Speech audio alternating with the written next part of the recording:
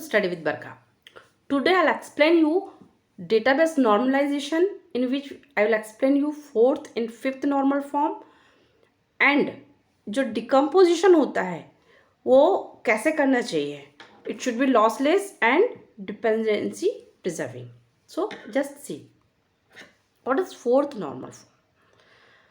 A relation will be in fourth normal form if it is in BCNF. मतलब पहले तो उसको बायस coded normal form में होना चाहिए और साथ में मल्टी वैल्यूड डिपेंडेंसी नहीं होना चाहिए.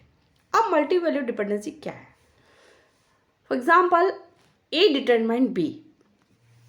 ए एक एट्रीब्यूट है जिससे जो अदर एट्रीब्यूट डिपेंड करते हैं जिस पर, मीन्स बी डिपेंड्स अपॉन ए और we can say A determine B. तो जो उस पर डिपेंडिंग एट्रीब्यूट हैं वो मल्टीपल है, एक से ज़्यादा है, means be should be more than one. तो इस तरह की जब रिलेशनशिप होती है तो उसको हम कहते हैं मल्टी वैल्यूड डिपेंडेंसीज.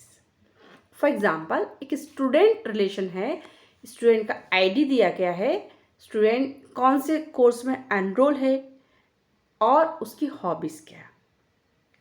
इस एग्जाम्पल में आप देखिए स्टूडेंट आईडी 21, ये कंप्यूटर में भी एनरोल है और मैथ्स में भी एनरोल है और इसकी हॉबी है डांसिंग एंड सिंगिंग. यहाँ देखने वाली बात यह है कि ये कोर्स और हॉबी का कोई रिलेशन नहीं है, ये दोनों आपस में इंटर रिलेटेड नहीं है. दोनों एट्रीब्यूट दोनों डिपेंड कर रहे हैं स्टूडेंट के आईडी पर. So student ID is one and यहाँ पर multiple values are dependent on student ID. अब जो स्टूडेंट 21 है ये 2 कोर्स में एनरोल है और उसकी हॉबीज़ भी 2 हैं, मल्टीपल हैं. तो हम ये नहीं कह सकते कि जो 21 है वो कंप्यूटर में एनरोल्ड है, उसकी हॉबीज सिर्फ डांसिंग है. अगर आप ये कहेंगे कि 21 कंप्यूटर में एनरोल है वो डांस करता है और वही स्टूडेंट मैथ्स में एनरोल है उसकी हॉबी सिंगिंग है, नहीं. जो कंप्यूटर में एनरोल है उसकी भी ये दोनों हॉबी है और जो मैथ्स में एनरोल है उसकी भी दोनों हॉबी, क्योंकि स्टूडेंट तो एक ही है. तो ये जो टेबल है ये तो गलत है.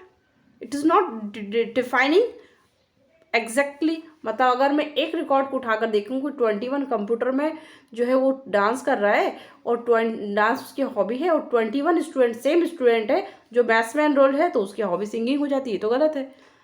तो इसको तो हमें डिकम्पोज करना होगा क्योंकि ये मल्टीपल वैल्यूज इस पर डिपेंड है, ये भी मल्टीपल वैल्यूज इस पर dependent. So this is not in fourth normal form. So in a student relation, a student ID 21 contains 2 courses, maths and computer, and 2 hobbies, dancing and singing. So there is a multi-value dependency on student ID which leads to unnecessary repetition of information. Now we decompose it in 2 tables to make it in 4NF. One student course 21 computer, 21 math, 34 chemistry, 74 bio, 59 physics. मतलब student का ID and course, कौन सा student किस role में enrol है. Second, किस student की क्या हॉबी है. 21 की हॉबी डांसिंग भी है, सिंगिंग भी है, and 34 this like this.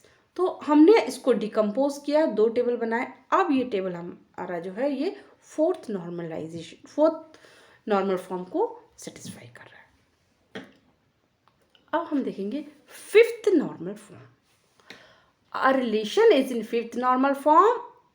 Condition है कि पहले तो ये फोर्थ नॉर्मल फॉर्म में होना चाहिए and it should not contain any join dependency और joining should be lossless.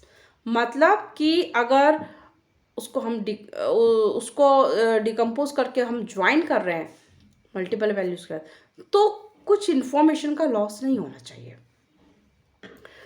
5NF is satisfied when all tables are broken into as many as possible in order to avoid redundancy. Redundancy मतलब repetition of information ना हो, इसके लिए हम smaller table में उसको break करते हैं. लेकिन जब उनको वापस में हम ज्वाइन करें तो कुछ भी इंफॉर्मेशन का लॉस नहीं होना चाहिए. हम देखते हैं आगे कैसे. इसको हम प्रोजेक्ट नॉर्मल फॉर्म भी कहते हैं. एग्जाम्पल है, ये सब्जेक्ट्स हैं, ये लेक्चरर्स हैं जो इन सब्जेक्ट्स को लेते हैं और किस सेमेस्टर में लेते हैं।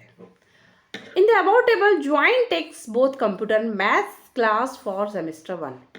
ज्वाइन जो है मैथ्स और कंप्यूटर लेते हैं सेमेस्टर 1 का, और सेमेस्टर 2 का मैथ्स आकाश लेते हैं। सो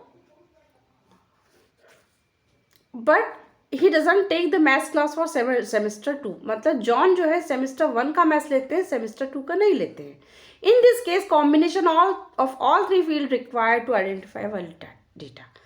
अब हमारे पास अगर किसी एक कि किस सेमेस्टर में किस सब्जेक्ट को कौन पढ़ाता है, तो हमें तीनों को ही बताना पड़ेगा कि इस सेमेस्टर में इस सब्जेक्ट को ये टीचर पढ़ा रहा है।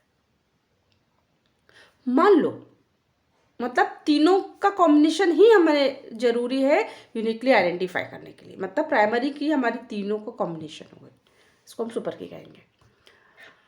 Suppose we add a new semester as semester 3 but do not know about the subject and who will be taking what that subject. Semester 3 हमें ऐड करना है, हमें नहीं मालूम कि कौन कौन से सब्जेक्ट्स हैं, हमें ये भी नहीं मालूम कि कौन सा टीचर पढ़ाएगा, लेकिन हम उसको कैसे ऐड करें इस टेबल में। बिकॉज लेक्चरर और सब्जेक्ट वाले कॉलम में हम नल नहीं लिख सकते, क्योंकि तीनों का कॉम्बिनेशन ही हमको जरूरी है किसी चीज को एक्सप्लेन करने के लिए, मतलब प्राइमरी की या सुपर की तीनों एट्रीब्यूट को मिलाकर ही बन रही है। सो we have lecturer and subject as null, but we can't write it null because all three column together act as a primary key, so we can't leave other two column blank। हम दो column को blank नहीं छोड़ सकते हैं, सिर्फ semester 3 add नहीं कर सकते, क्योंकि तीनों का कॉम्बिनेशन ही प्राइमरी की को बना रहा है। So in this case to make the about table in 4 NF we can decompose it in 3 relation. Relation 1 में किस सेमेस्टर में कौन कौन से सब्जेक्ट हैं, 2 में सब्जेक्ट कौन कौन से सब्जेक्ट कौन सा टीचर पढ़ा रहा है, और 3rd में कौन सा लेक्चरर किस सेमेस्टर में पढ़ा रहा है। तो इसको हम जब कंबाइन करेंगे तो हमारे को पता चलेगा कि कौन सा टीचर किस सेमेस्टर में पढ़ा रहा है और किस सब्जेक्ट को पढ़ा रहा है। इस तरह से हमारा होता है 4th नॉर्मल फॉर्म कंप्लीट। मतलब जब हम ज्वाइन करें या हमें कुछ नया ऐड करना हो, इंसर्ट करना हो, तो हम प्रॉपरली उसको इंसर्ट करें सकें। कुछ डेटा मतलब इंसर्शन में या डिलीशन में हमें कुछ ऐसा ना हो कि हम इंसर्ट या डिलीट करें तो हमारा कुछ डेटा या तो रिपीट हो या फिर हम उसको ऐड ना कर पाए या डिलीट हो जाए कुछ इन्फॉर्मेशन डिलीट करते समय। इसके लिए हमें कुछ रूल्स फॉलो भी करने होते। 5th नॉर्मल फॉर्म हो गया, मतलब हमने उसको डिकम्पोज किया, अब हमारे लिए इंसर्शन में डिलीशन में कोई भी प्रॉब्लम नहीं है। इस तरह से हम 1st नॉर्मल फॉर्म किया, हमने 2nd किया, फिर 3rd किया, फिर BCNF किया बायस कोडेड नॉर्मल फॉर्म, फिर 4th एंड 5th। इस तरह से टोटल 6 नॉर्मल फॉर्म हम करते हैं डिकम्पोज कर करके, तभी हमारा जो डेटाबेस है वो एक्यूरेट बनता है, सही बनता है। तो इसको उसमें फिर रिडंडेंसी की प्रॉब्लम नहीं होती है और इंटीग्रेशन प्रॉब्लम नहीं होती है, इनकन्सिस्टेंसी प्रॉब्लम नहीं होती है। अब इन सारे प्रोसेस में हमने किया है क्या, टेबल को डिकम्पोज। तो 2 प्रकार के डिकम्पोज होते हैं। डिकम्पोज जब भी हम करते हैं तो हमें 2 चीज़ों को ध्यान रखना होता है कि जो डिकम्पोजिशन हो वो हमारा लॉसलेस होना चाहिए और डिपेंडेंसी प्रिजर्विंग होना चाहिए। लॉसलेस क्या होता है, if the information is not lost from the relation that is decompose then the decomposition will be lossless. मतलब हमने एक टेबल को डिकम्पोज करके 2 टेबल बनाए तो कोई इंफॉर्मेशन का लॉस नहीं होना चाहिए। Lossless decomposition guaranteed that the join of the relation will result in the same relation as it was decomposed। मतलब अगर जो 2 टेबल है इनको हम ज्वाइन करें तो वापस से हमारा पुराना वाला टेबल बनना चाहिए, previous table। The relation is said to be lossless decomposition if natural join of all the decomposition result will result in natural join. मतलब एक टेबल के हमने 3 टेबल बनाए या 2 टेबल बनाए, तो उनको जब ज्वाइन करेंगे, नेचुरल ज्वाइन करेंगे, तो हमारा ओरिजिनल टेबल बनना चाहिए। अगर बन रहा है मतलब हमारा जो डिकम्पोजिशन है वो लॉसलेस है। जैसे एम्प्लॉय टेबल है, एम्प्लॉय डिपार्टमेंट टेबल है, ये हमारा एक, इसको हमने डिकम्पोज करके एम्प्लॉय टेबल बनाया, उसमें 4 फील्ड रखे, और दूसरा हमने बनाया है डिपार्टमेंट टेबल। तो ये एम्प्लॉय टेबल में 4 एम्प्लॉय की इन्फॉर्मेशन है, और डिपार्टमेंट टेबल में बनाया, उसमें दोनों डिपार्टमेंट का नेम और आईडी है, और साथ में एम्प्लॉय आईडी है कि ये एम्प्लॉय कौन सा एम्प्लॉय इस डिपार्टमेंट में काम कर रहा है। तो इस तरह से हमने इसको 2 पार्ट में डिवाइड किया है, डिकम्पोज किया है।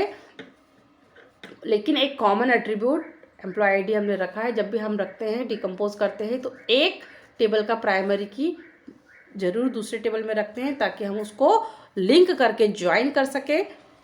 तो ये यहाँ का प्राइमरी की, इस टेबल में हम इसको फॉरेन की भी कहते हैं, फॉरेन की कहते हैं, जिसके बेसिस पर हम ज्वाइन करते हैं।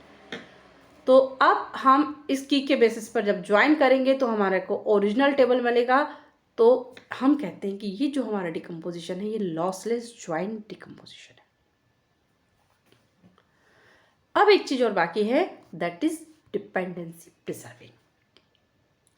क्या होता है जब हम एक टेबल को एक से अनेक टेबल में डिवाइड करते हैं, डिकम्पोज करते हैं? कौन सी चीज को हमें याद रखना है कि डिकम्पोज करने के बाद हमारा कुछ लॉस नहीं हो रहा है, हम उनको ज्वाइन करेंगे तो हमें पुराना ओरिजिनल टेबल मिलेगा। देखते हैं क्या। It is important constraint of the database. In the dependency preservation, at least one decomposed table must satisfy every dependency. मतलब एक टेबल है, सपोज R है, उसको हमने R1 R2 दो रिलेशन में या दो टेबल में हमने उसको डिकम्पोज किया है। Then the dependency of R either must be a part of R1 or R2. मतलब R1 में जो डिपेंडेंसीज थी वो R1 में हो, जो उसके जो 2 पार्ट किए, 2 टेबल बनाए हैं डिकम्पोज करके, तो जो डिपेंडेंसी जो मेन टेबल में थी, वो डिपेंडेंसी या तो एक टेबल R1 में हो या फिर R2 में, मतलब कहीं ना कहीं वो डिपेंडेंसी होल्ड होनी चाहिए। मतलब वो एट्रीब्यूट या तो R1 में हो या R2 में हो, और सेम डिपेंडेंसी उसमें भी रहना चाहिए, या फिर दोनों, और must be derived from the combination of functional dependencies of R1 and R2। मतलब या तो R1 और R2 में जो दो हमने डिकम्पोज करके स्मॉलर टेबल बनाए हैं, दोनों में जो फंक्शनल डिपेंडेंसीज हैं, एक एट्रीब्यूट की दूसरे एट्रीब्यूट, उसके कॉम्बिनेशन से हम हमारी जो ओरिजिनल फंक्शनल डिपेंडेंसीज हैं मेन टेबल की, वो अगर डिराइव होती हो तो भी जो हमारा टेबल कहलाएगा वो डिपेंडेंसी प्रिजर्विंग कहलाएगा। For example, suppose there is a relation R, इसके एट्रीब्यूट है A B C D, functional dependency है A डिटरमाइन B C, मतलब जो एट्रीब्यूट B और C है वो A पर डिपेंड करते हैं। So the relation R is decompose into R1 and R2। R1 में A B C 3 फील्ड है, R2 में A और D 2 फील्ड है। सो ये डिपेंडेंसी प्रिजर्विंग है, क्योंकि functional dependency A determine B C, मतलब जो तीनों एट्रीब्यूट है A और B और C, ये हमारे R1 में हैं। मतलब B और C A पर डिपेंड कर रहे हैं, तो B और C यहाँ पर भी A पर डिपेंड कर रहे हैं। तो फंक्शनल डिपेंडेंसी जो R में थी वो R1 में है, इसीलिए ये जो हमारा रिलेशन है ये डिपेंडेंसी प्रिजर्विंग है।